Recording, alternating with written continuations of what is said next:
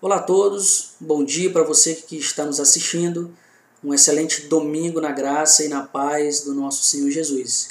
Meus irmãos, nós estamos no primeiro domingo do mês de abril e pelo nosso calendário batista, esse mês de abril é o mês da EBD, é isso mesmo, nós estamos agora no mês então da escola bíblica e com isso nós queremos retomar as nossas aulas da EBD. Nós todos sabemos que o nosso país, como o mundo, sofre uma grande crise, mas nós como povo de Deus, como igreja, nós precisamos prosseguir em conhecer o nosso Deus. Talvez essa aula não fique tão dinâmica como nós gostaríamos que fosse. Se estivéssemos juntos numa sala de aula, onde nós poderíamos debater, poderíamos fazer pergunta, mas eu creio que nós vamos, com a graça de Deus, atingir os objetivos para essa aula. Amém? Então nós estamos na aula de número 5, irmãos. Nós estamos trabalhando e vamos trabalhar 4 grandes temáticas na nossa EBD. Falar sobre o ser, sobre o viver, sobre o conviver e sobre o frutificar. Nesse primeiro semestre de 2020, nós vamos trabalhar sobre o ser discípulo. É a grande temática que nós estamos trabalhando. E na aula de hoje, o tema principal é o ser que alcança, acolhe e cuida. Nós vamos ver como o grande amor de Deus, esse amor maravilhoso, ele é refletido nesses 3 verbos, em alcançar, em acolher, em cuidar o ser humano que está perdido. Irmãos, como nós temos feito em todas as aulas, nós estamos iniciando com oração. Mas eu tenho falado que essa oração é uma oração intencional, é uma oração com propósito e com objetivo. Domingo após domingo, a revista ela nos incentiva e nos desafia a buscarmos, pelo poder do Espírito Santo, nos tornarmos mais parecido com Cristo. Se nós somos realmente verdadeiros discípulos, nós devemos ter esse desejo de buscar sermos mais parecido com Cristo. E a revista nos traz uma reflexão e ela vai dizer que muitos grupos eles se identificam por vários fatores. Por exemplo, se você encontrar um grupo de skatistas, o que difere esse grupo? Se você olhar para um grupo de surfistas, o que difere esse grupo? Talvez a roupa que eles usam, talvez é o comprimento que eles usam. Mas a pergunta é, e quanto a nós, que somos cristãos, somos discípulos de Cristo? Em João, capítulo 13, eu vou ler aqui para os irmãos, no versículo 35, Jesus ele diz assim: nisto conhecerão todos que sois meus discípulos, se tiverdes amor uns para com os outros. Então, irmão, o que nos identifica como discípulos de Cristo é o amor mútuo que nós temos. É amar uns aos outros. Mas a questão de amar uns aos outros, nós só conseguiremos fazer isso de maneira real e com a real motivação se primeiro nós entendermos o amor de Deus para nós. E essa é a pergunta que eu quero fazer para os irmãos. Você realmente crê que é amado por Deus? Talvez você possa pensar, mas essa pergunta é muito óbvia, claro que Deus me ama. Mas será que as suas ações, será que as minhas ações, elas têm realmente refletido esse amor de Deus? Porque o amor de Deus vai mais do que, irmãos, você crer que Ele ama. Você tem que entender, mas você tem que sentir, você tem que ter recebido esse amor. Você tem que sentir esse amor na sua vida. Esse amor vai muito mais do que você entender intelectualmente. Porque se você chegar para alguém que está perdido no mundo e ele talvez diga que ele crê que Deus o ama, mas será que ele realmente vivenciou esse amor? Será que ele recebeu esse amor? Então, muitas vezes, nós temos uma percepção errada do amor de Deus para conosco. Muitas vezes nós temos essa percepção de um amor que é baseado em mérito. Nós vivemos numa sociedade que trabalha por méritos, a meritocracia. Não estou dizendo que é errado, por exemplo, no seu trabalho você trabalhar duro para conseguir uma promoção. Não estou dizendo que é errado você, na escola, você ter que estudar bastante, você ter que suar a camisa, você ter que passar horas estudando para você conseguir uma boa nota. Isso é válido. Mas quando a gente está falando de amor, e principalmente do amor de Deus, será que o nosso conhecimento e entendimento do amor dele para conosco é baseado em mérito? Será que você pensa da forma que está escrito aí? Por exemplo, se eu faço para Deus e lhe obedeço, então ele me ama? Se eu não faço isso, ele vai deixar de me amar? Muitas vezes o nosso entendimento que Deus tem de amor para conosco é esse baseado em mérito, em que se eu orar todo dia, se eu ler a Bíblia todo dia, se eu jejuar todo dia, se eu não errar nada, nenhuma coisa, ele vai me amar. Mas se eu não fizer, ele vai deixar de me amar. Muitas pessoas pensam assim e têm vivido uma vida de cristão difícil, porque eles vivem esse amor de Deus baseado nos méritos. Mas o amor de Deus é graça para conosco. Não tem nada do que você possa fazer que Deus vai deixar de te amar mais ou menos. É como um pai. Eu sou pai. E eu sei que eu fico triste quando o meu filho faz algo que me aborrece. Mas eu não deixo de amá-lo. Nós, na nossa caminhada cristã, irmãos, nós vamos errar. Nós vamos continuar pecando. Mas nós lutamos para mortificar o pecado todo dia. E sabemos que o Espírito Santo, Deus, ele se entristece quando nós erramos, quando nós pecamos. Mas ele nos ama mesmo assim e continuará nos amando. Então, a nossa petição hoje é falar com o Espírito Santo para nos ajudar a entender, sentir e receber esse amor imenso do Pai para conosco.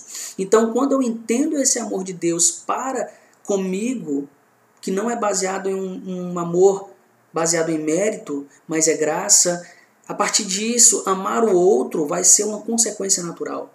Então nós podemos ser vistos pelos de fora como verdadeiros discípulos, que amamos uns aos outros. Então, irmãos, eu quero convidar você a orar junto comigo, justamente nessa reflexão que nós acabamos de fazer. Vamos orar? Senhor Deus, Pai amado, muito obrigado pelo teu grande, imenso e maravilhoso amor. Senhor, nós queremos viver um amor que vem de Ti, mas não um amor baseado em méritos. Nós sabemos que nós fomos salvos pela graça e sabemos que fomos adotados na família de Deus, na Tua família, Senhor. Nos ajuda a vencermos o pecado diariamente, nos ajuda a entendermos, a vivermos, Senhor meu Pai amado, esse amor, para que, vivendo esse amor plenamente, nós possamos amar uns aos outros e que nós possamos ser reconhecidos como verdadeiros discípulos de Cristo. Muito obrigado por esta oportunidade. Receba a nossa oração em nome de Jesus. Amém. Meus irmãos, nessa parte do debater, nós não estamos numa sala de aula, a gente dividia em grupo e os irmãos liam o texto da Bíblia, era muito bom. Mas eu quero que depois, na sua revista, você possa tirar um tempo e fazer o que é pedido aí. É justamente você buscar nas narrativas do Antigo Testamento situações em que ilustram as atitudes de amor de Deus para com o ser humano, para com o seu povo. E é interessante que ele pede para que você veja isso na narrativa do Antigo Testamento, porque geralmente o que acontece é que as pessoas acham que o Deus do Antigo Testamento é um Deus mau, um Deus que traz juízo, um Deus que não é amor. E quando olham para o Novo Testamento, olham a pessoa de Jesus e entendem que assim, ali é um Deus amoroso, um Deus que tem amor pelos outros. Não, mas nós vemos desde o início das Escrituras um Deus buscando alcançar o ser humano. Então, você pode depois olhar na sua Bíblia, nas Escrituras, na narrativa do Antigo Testamento e buscar situações que vão ilustrar essa questão do amor de Deus em buscar o ser humano.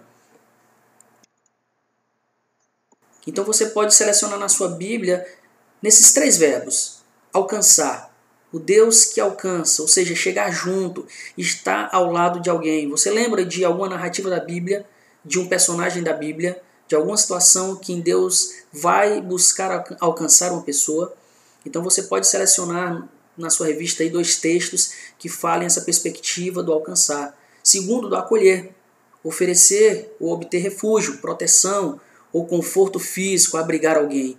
E o terceiro é cuidar, tratar de alguém, garantindo o bem-estar e segurança, tomar conta de, garantir a preservação de alguém, ocupar-se de, responsabilizar-se por. Irmãos, eu quero refletir agora sobre algumas considerações gerais no que concerne esse Deus poderoso que visa alcançar, visa acolher e cuidar o ser humano. Nós vemos que esses três verbos aqui, alcançar, que estão aqui para você de vermelho, alcançar, acolher e cuidar, eles são verbos que retratam sim muito bem esse amor de Deus pela humanidade. Então, constantemente, as narrativas bíblicas elas vão apontar para o estabelecimento dessas três dimensões relacionais. Nós vimos na primeira aula que Deus é um Deus que se relaciona, é um Deus que busca um relacionamento com o ser humano. Mesmo depois que ele caiu em pecado, Deus ele tenta agora alcançar, acolher e cuidar desse ser humano, da humanidade em geral e do seu povo. As iniciativas de Deus em alcançar a humanidade, elas estão, irmãos, bem claras, estampadas por toda a Bíblia. Essa iniciativa de Deus não estão nas entrelinhas, mas quando você vai ler a partir de Gênesis até Apocalipse, nós vemos bem claro, estampado, essa iniciativa de Deus em buscar o ser humano, em buscar de volta o homem que se extraviou, que caiu no pecado, que está agora em desequilíbrio. Então nós vamos ver estampado claramente que Deus ele busca alcançar esse homem perdido.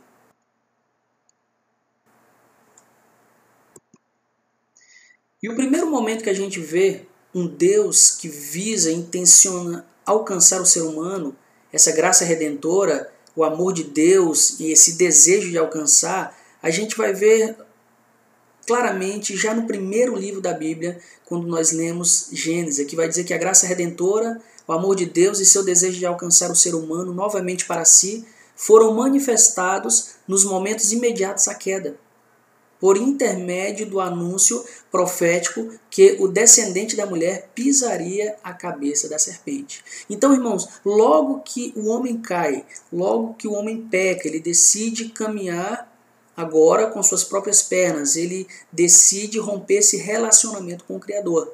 A primeira coisa que Deus faz em Gênesis capítulo 3, versículo 15, nós podemos dizer que é o proto-evangelho. A partir daí, Deus, ele já através da sua graça, ele vai dizer que vai vir um da semente da mulher que iria pisar a cabeça da serpente, que iria nos trazer salvação. Então a preocupação de Deus em já alcançar o ser humano, a preocupação de Deus em já alcançar, cuidar, acolher o ser humano, aquele que pecou. Deus ele não tinha um plano B, não foi a partir da queda que Deus agora ele tenta fazer um plano B, não, mas ele já vai falar do Cordeiro de Deus que tira o pecado do mundo, que foi morto, que foi imolado desde a fundação do mundo. E quando Deus fala isso, irmãos, a profecia era bem clara. Alguém que era nascido como ser humano, isso é importante, porque a alma que pecou, essa morrerá, a Bíblia fala. Então, alguém nascido como ser humano, Deus encarnado na pessoa do seu Filho Jesus, ele vem e ele venceria primeiro o diabo. Ele venceria o pecado e ele venceria a morte. Ele venceria o diabo porque agora, quando nós nos entregamos e nos rendemos a Cristo, o diabo ele não tem mais poder sobre as nossas vidas. Nós estávamos no império das trevas, mas agora nós fomos resgatados e nós participamos agora do reino do amor de Cristo. Então Cristo ele veio para vencer o diabo, ele vence o pecado. Nós agora não estamos mais sobre a penalidade do pecado. Nós, obviamente, sofremos com o poder e a presença do pecado ainda, mas aguardamos aquele grande dia que nós seremos libertos da presença e do poder do pecado. Mas nós já não somos mais penalizados pelo pecado. E Jesus, quando morre na cruz, ele também vence a morte.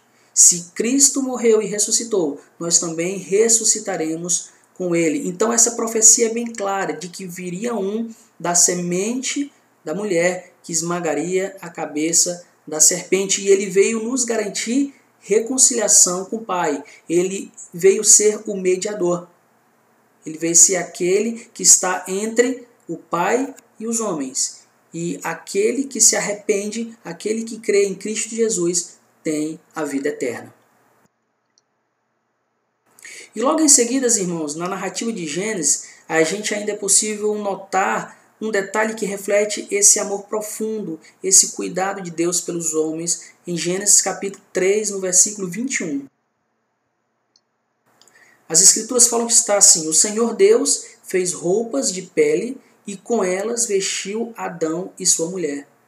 Quando o homem vai sair do jardim do Éden, Deus ele mata um animal e faz roupa de pele para vestir Adão e Eva. Porque Adão e Eva eles tentam cobrir a sua nudez com folhas, mas Deus ele já está prenunciando nessa atitude que é preciso o derramamento de sangue, sem o qual não há perdão de pecados. Então Deus ele imola um animal e faz roupas de pele para vestir agora Adão e a sua mulher. Gênesis, meus irmãos, nós vemos um Deus que cuida em vários aspectos. Nós podemos olhar para a vida de Abraão e o chamado de Abraão como um cuidado de Deus. Quando Deus ali no capítulo 12 de Gênesis, ele vai chamar Abraão, vai pedir para que ele saia do meio da sua parentela, da sua terra e ir para uma cidade que ele mostraria. Nós vemos já Deus cuidando, preservando, querendo ali formar um povo para que dali viesse o Messias. Então, chamando Abraão para formar uma grande nação que levaria seu nome. E a gente vê que a completude dessa aliança se deu em Cristo. Se você acompanha na sua revista, ele tem uma referência de Romanos, capítulo 4, do versículo 16 ao 18, que vai falar assim, irmãos: portanto, a promessa vem pela fé, para que seja de acordo com a graça e seja assim garantida a toda a descendência de Abraão, não apenas aos que estão sob o regime da lei, mas também aos que têm a fé que Abraão teve. Ele é o pai de todos nós. Como está escrito, eu o constituí pai de muitas nações. Ele é nosso Pai aos olhos de Deus em que creu. O Deus que dá vida aos mortos e chama à existência coisas que não existem, como se existissem. Abraão, contra toda esperança, em esperança creu, tornando-se assim pai de muitas nações, como foi dito a seu respeito, assim será a tua descendência. Então, irmãos, a completude dessa aliança que Deus faz com Abraão, ali no capítulo 12 de Gênesis, ela se dá em Jesus Cristo.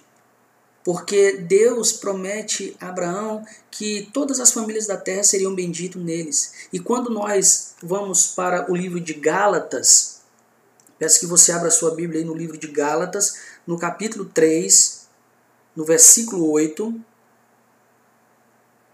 3 e 8, vai falar assim: ora, tendo a Escritura previsto que Deus justificaria pela fé os gentios, pré-anunciou o Evangelho a Abraão: em ti serão abençoados todos os povos. Então nós vemos que Deus está cuidando de Abraão, está chamando Abraão, mas está cuidando também de um povo e, por conseguinte, estava cuidando de nós, porque nós somos filho pela fé de Abraão. O povo escolhido de Deus não é somente aquele de sangue, o judeu de sangue, mas aqueles que são filhos de Abraão pela fé.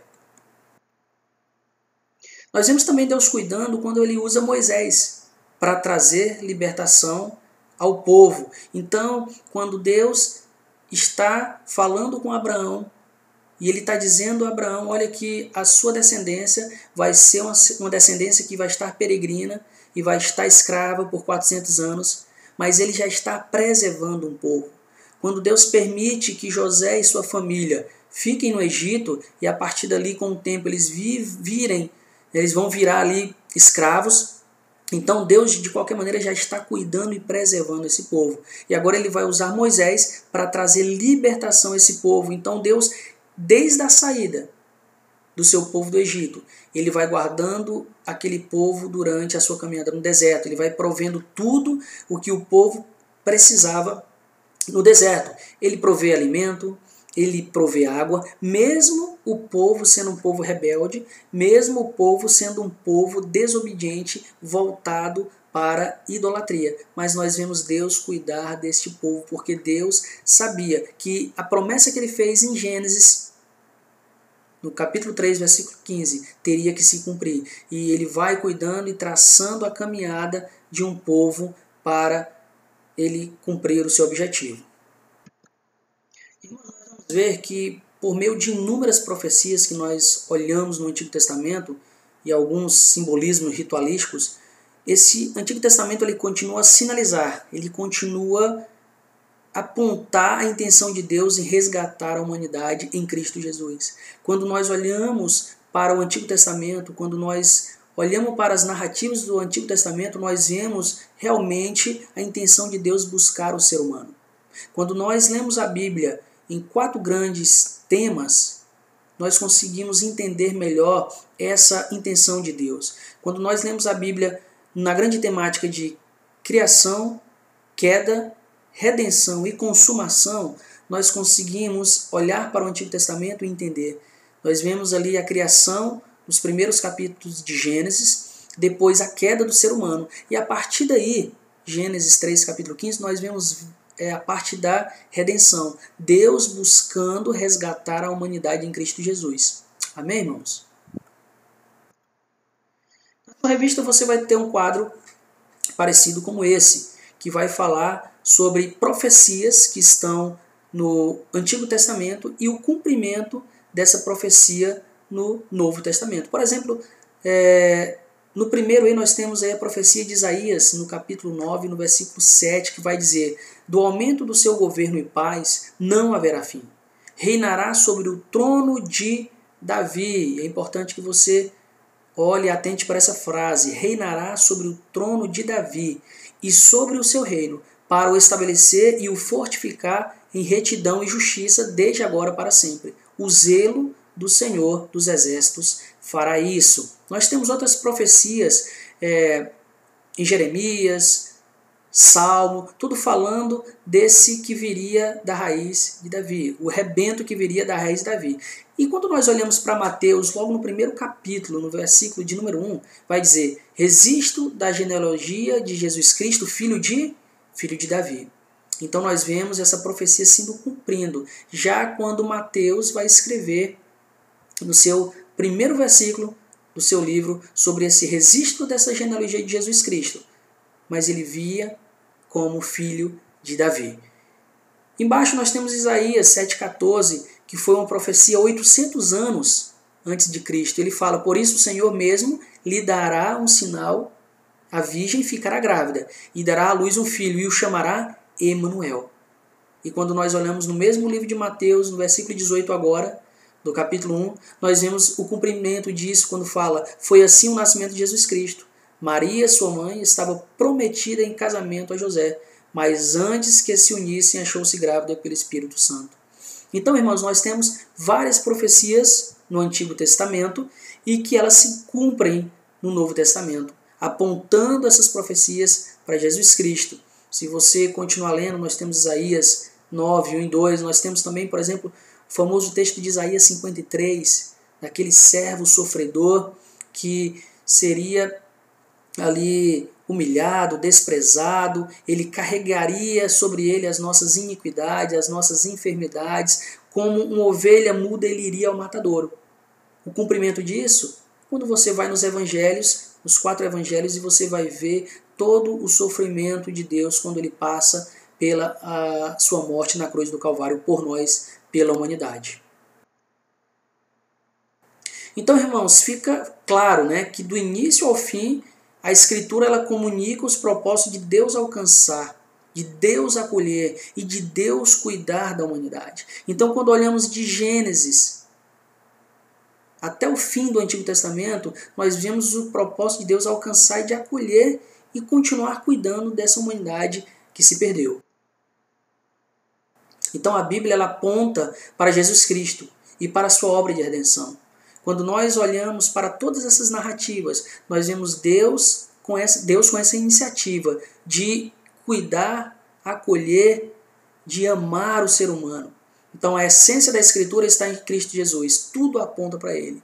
Então quando nós falamos a essência da Escritura, nós temos que entender que todas as narrativas do Antigo Testamento falam muito mais do que Abraão, do que Moisés, do que Davi, mas elas estão apontando para Jesus Cristo. A essência da Bíblia é Cristo Jesus. Tudo aponta para Ele.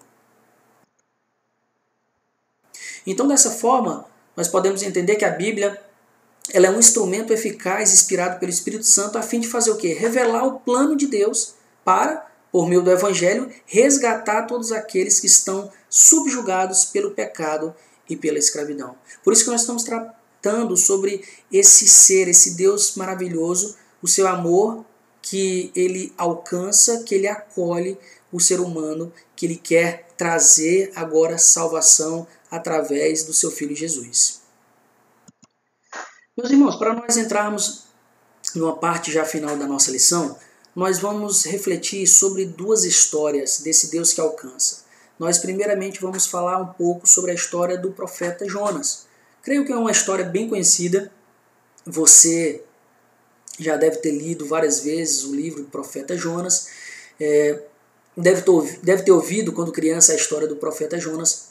Mas nós vamos ver que na história do profeta Jonas, nós vamos ver um Deus que decide alcançar uma nação ímpia, uma nação que está perdida, e ele vai fazer com que Jonas, um profeta, vá até essa nação profetizar, falar para que esse povo se arrependa, para que Deus não destrua essa nação. E para nós entendermos, irmãos, algumas atitudes do profeta Jonas, nós temos que olhar um pouco para o povo que ele ia profetizar. Ele iria chegar até o povo da Síria, um povo mau, um povo cruel, que na sua revista, se você acompanhar, vai dizer que era um povo mais perverso, um dos povos mais perversos da antiguidade era esse povo da Síria. Então Deus manda justamente Jonas ir até esse povo, um povo que ele tinha inúmeras formas de atrocidades cometidas contra as populações que eles subjugavam. Então eles eram um povo mau, era um povo que faziam atrocidades com cidades e povos que eles conquistavam. E o que ele vai falando mais, eles deportavam a população de sua região originária e levavam como escrava para outras partes do império. Essa estratégia, né, que o povo assírio utilizava desagregava as outras culturas, retirava-lhes a unidade e as impedia de se reorganizarem. Então, nós vamos ver que Jonas ele não quer ir somente pregar ao povo da Síria, na cidade de Nínive, não somente pelo fato deles serem um povo cruel, mas é porque era um povo que era totalmente fora, vamos dizer, do conceito de Jonas, de um povo que Deus poderia abençoar. Jonas ele se achava talvez um homem ou um profeta de Deus muito bom. Ele estava ali na sua autopiedade, ele estava ali na sua autojustiça, e quando ele olhava para o povo assírio, o povo de Nínive, ele talvez achava que esse era um povo que Deus jamais teria misericórdia e graça para com ele, porque era um povo mau. Mas esse é um dos motivos. No fundo, ele não quer ir, mas ele sabe que Deus vai ter graça e misericórdia com esse povo. Quando nós olhamos para Jonas, versículo 4, capítulo 4, versículo 2, Jonas vai realmente deixar claro qual é a intenção dele de não ir. Ele olha para o povo assírio e vê assim, olha, esse povo aqui é mau. Mas ele vai deixar claro quando ele lê, quando nós lemos e vemos aqui, Senhor, não foi isso que eu disse quando ainda estava em casa? Foi por isso que me apressei em fugir para Tarsis. Eu sabia que tu és Deus misericordioso e compassivo, muito paciente, cheio de amor e que promete castigar, mas depois se arrepende. Então Jonas, além de ter medo, claro, do povo de Nínive, um povo cruel, mas é porque Jonas parece que não queria ver a graça e a misericórdia de Deus se revelar àquela nação. Por isso que Jonas, ele na primeira oportunidade que ele tem, ele tenta fugir dessa sua missão de levar o povo de Nínive ao arrependimento. Então, irmãos, o livro de Jonas, né, a narrativa e a história de Jonas, ela justamente vai falar, ou vai relatar o seu chamado para pregar o arrependimento em Nínive e sua recusa em obedecer. Deus chama Jonas para pregar em Nínive, mas ele se recusa a se obedecer por esses fatores. Então, Nínive, em parte, né, Jonas é enviado a Nínive, em parte, para envergonhar o povo de Israel. Porque enquanto Jonas é um profeta que profetiza ao povo de Israel e o povo não se arrepende, Jonas, agora um estrangeiro para o povo de Nínive, vai profetizar em Nínive e esse povo vai justamente se arrepender. Então Deus quer mostrar justamente para Jonas que o amor e a misericórdia de Deus são estendidos a todas as criaturas e não apenas ao povo da aliança. Então, Jonas, como o povo de Israel, ele tinha essa ideia de superioridade religiosa e achava que o povo de Nínive não se arrependeria. Mas Deus, ele prova esse amor quando ele fala com Jonas que ele vai fazer com que esse povo retorne, venha para os caminhos dele. Então, irmãos, Deus ele quer provar que independentemente do grau de pecado e perversão de um povo, no caso do povo de Nínive, Deus queria resgatar aquele povo. E é interessante que no final do livro de Jonas, no capítulo 4, no versículo 10 e 11, Deus vai falar com Jonas assim: olha, você tem pena dessa planta, embora não a tenha podado nem a tenha feito crescer? Ela nasceu numa noite e numa noite morreu. Contudo, Nínive tem mais de 120 mil pessoas que não sabem nem distinguir a mão direita da esquerda, além de muitos rebanhos. Não deveria eu ter pena dessa grande cidade? Então Jonas, ele prega na cidade, vai pregar rapidamente, ele vai para um lugar e Deus faz com que uma planta nasça ali, cubra ele ali do sol, e depois essa planta morre e Jonas fica com raiva e Deus justamente vai falar com ele: olha, você não cuidou dessa planta, você não regou e você está com raiva que ela nasce numa noite e depois morreu? Contudo, Nínive tem mais de 120 mil pessoas que eles não sabem distinguir a mão direita da mão esquerda. E Jesus fala: não deveria eu ter pena dessa grande cidade? Então nós vamos ver aí que Deus ele tinha a intenção de alcançar esse povo, por mais que fosse um povo perverso, um povo pecaminoso. E o que isso nos traz de reflexão? Irmãos, talvez possa ter, vamos dizer assim, entre parênteses, um assírio do seu lado que você talvez olha para ele e fala: olha, essa pessoa nunca vai se converter. Essa pessoa que às vezes debocha do nome de Deus, essa pessoa que é mal, que vive em maus caminhos, essa aqui nunca vai se render aos pés de Jesus porque é uma pessoa má. Talvez tenha um assírio aí do lado no seu trabalho, na sua escola, mas muitas vezes quando nós pensamos assim é porque nós pensamos que talvez nós merecemos a graça. Nós merecemos ser alcançados por Deus, porque talvez você possa falar: olha, eu não sou tão mal assim. Então isso vale agora para nós refletirmos, porque Jonas, ele era do povo de Deus, ele era um profeta. E quando Deus envia ele para pregar a uma nação mal, cruel, ao mesmo tempo que ele sabe que Deus é misericordioso e que Deus é compassivo, ao mesmo tempo que ele sabe isso, mas ele não quer essa realidade para o povo de Nínive. Ele vê um povo mau que jamais se converterá ao Senhor. Mas Deus que sabe, Deus conhece o coração. Então talvez tenha um assírio, vamos dizer, né? Alguém do seu lado que talvez você olhe e diga: olha, esse aqui, eu não vou pregar o evangelho para ele, porque esse aqui não tem jeito. Esse aqui, mais pecador do que esse, eu não conheço. Mas a gente tem que olhar para nós e saber de onde nós fomos tirados. E saber que Deus tem todo o poder para transformar o coração do homem, assim como fez com aquela nação, que toda a nação proclamou um jejum e do maior ao menor vestiram-se de pano de saco e Deus trouxe salvação para aquele povo.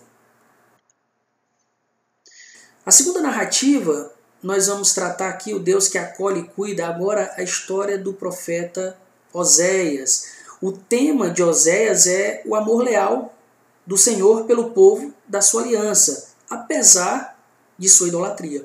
Então quando a gente vê no Antigo Testamento histórias do povo de Israel que constantemente eles estão se voltando para os ídolos e deixando Deus, a gente vai ver aqui que o tema do livro de Oséias, e até o nome, né, Oséias, ele quer dizer salvar ou livrar, se encaixa bem nesse tema do livro desse profeta, onde Deus está falando a um povo e vai usar a vida do profeta Oséias para falar com o seu povo.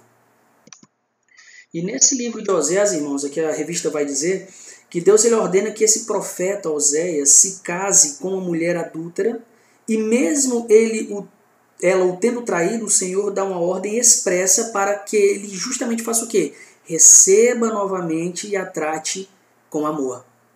Esse era a ordenança que Deus deu ao profeta para ele ilustrar o amor que ele tinha para com seu povo. O livro de Oséias vai justamente contrastar a infidelidade do povo com a fidelidade de Deus. O livro do profeta Oséias vai mostrar como Deus ele é longânimo, ele é compassivo em esperar o seu povo. Ele traz justiça, sim. Ele é um Deus de amor, mas ele traz justiça. Mas justamente nessa história de Oséias, em que Deus vai pedir para que ele vá e case, né, com uma mulher adúltera, e mesmo ela o tendo traído, o Senhor ordena que ele vá lá e traga e expresse essa ordem, que ele receba novamente e a trate com amor. Então isso é um retrato de o que Deus faz com o povo. O povo constantemente estava se voltando para ídolos. Constantemente o povo estava se voltando para deuses falsos. E Deus se sentia, de qualquer maneira, como sendo traído. Um povo que ia para a adoração de ídolos e ele se sentia traído. Mas mesmo assim, Deus ele vai mostrar o seu amor incondicional, de buscar aquela nação, de mostrar à nação que ele é longânimo diante da corrupção geral de Israel. Mas ele é um Deus também que é justo, um Deus que puniria. E você pode acompanhar na sua revista, na página 29, vai dizer assim, olha, a partir deste ato, seguem-se declarações de justiça, mas também de muito amor e compaixão pelo seu povo. Deus é um Deus que tem compaixão pelo seu povo.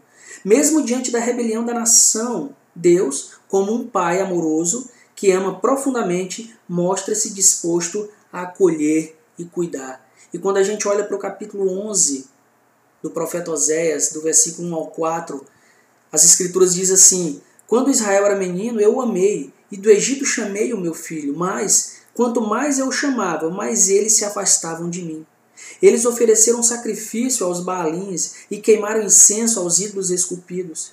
Mas fui eu quem ensinou Efraim a andar, tomando-o nos braços. Mas eles não perceberam que fui eu quem os curou. Eu os conduzi com laços de bondade humana, de amor. Tirei do seu pescoço o jugo e me inclinei para alimentá-los. Então a gente consegue enxergar nessa atitude de Deus, um Deus que ele quer não só alcançar, mas ele quer acolher, ele quer cuidar. E assim ele faz com o seu povo. E assim ele faz também conosco. E a gente pode tirar isso, irmãos, para a nossa vida, que às vezes nós precisamos chegar perto de alguém que precisa ser acolhido, precisa ser cuidado. E talvez essa pessoa seja aquela pessoa que às vezes nos fez mal. Talvez seja uma pessoa que nós olhamos para ela e de repente nós já tivemos alguma situação que essa pessoa nos fez mal e às vezes nós queremos distância. Mas assim como Deus pede para o profeta ir lá casar com uma mulher e depois essa mulher vai o traí-lo, mas mesmo assim Deus pede para que ele vá lá e resgate essa mulher e a ame novamente, assim como Deus fez com seu povo, assim Deus quer que nós façamos com o nosso próximo. Assim Deus quer que nós mostremos o amor dele em nossa vida, amando o nosso próximo. E muitas vezes nós precisamos perdoar alguém, nós precisamos perdoar uma pessoa que nos entristeceu, que nos magoou, mostrarmos que assim como Deus nos acolheu, assim como Deus nos amou, cuidou de nós, nós devemos cuidar de outro. E para isso, às vezes, nós precisamos perdoar. Às vezes, nós precisamos seguir, ir até a pessoa, mostrar esse amor. Assim como Osés foi e resgatou sua esposa e a amou novamente. E para nós irmos finalizar, irmãos, tem aqui, pense nisso, né? Deus está sempre disposto a alcançar, acolher e cuidar dos seres humanos. Porque Deus ele não se agrada, né? Ele não quer a morte do ímpio, mas ele quer que ele chegue ao arrependimento. Então Deus ele está sempre disposto justamente a alcançar o homem perdido. Ele está disposto sim a acolher e a cuidar, não importando as circunstâncias. Nas palavras de Agostinho nós temos: Deus ama tanto a cada um como se não existisse ninguém mais a quem pudesse dedicar o seu amor. Então, se nós realmente fomos alcançados, se Deus se dispôs a nos alcançar, a nos acolher e cuidar, Ele também está disposto a cuidar daquele que está perdido. E nós devemos entender esse amor. Quando nós entendemos essas atitudes de Deus, de alcançar, acolher e cuidar, nós começamos a compreender esse amor e viver esse amor, que é um amor de graça. Nós conseguimos agora amar outras pessoas e também buscá-la também.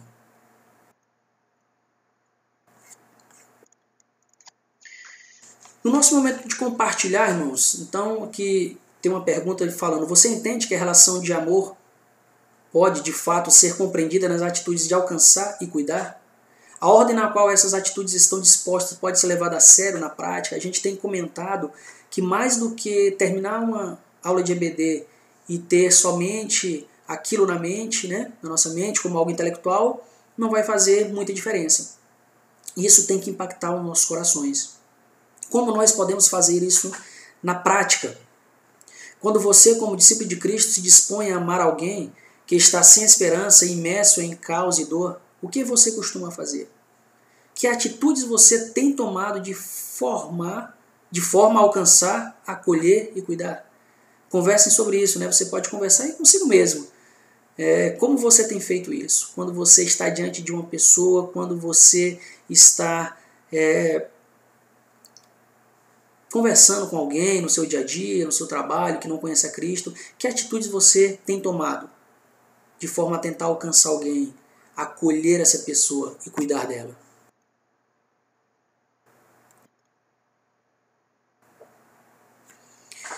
Ainda nós devemos pensar e conversar sobre meios de amar, né, levando-se em conta os 3 verbos aí propostos. Então, ele dá um exemplo, né, um colega de profissão, seu supervisor, chefe, ou indigente que pede esmola na sarjeta. Muitas vezes a gente passa de largo, né, irmãos? E dizemos que nós cremos que Deus nos ama. Mas muitas vezes nós não cremos, às vezes, que Deus ama aquela pessoa que está perdida. Mas assim como Deus ele te alcançou, te acolheu, Ele quer fazer isso também com o próximo. E nós somos agora instrumentos de Deus para alcançar essas pessoas.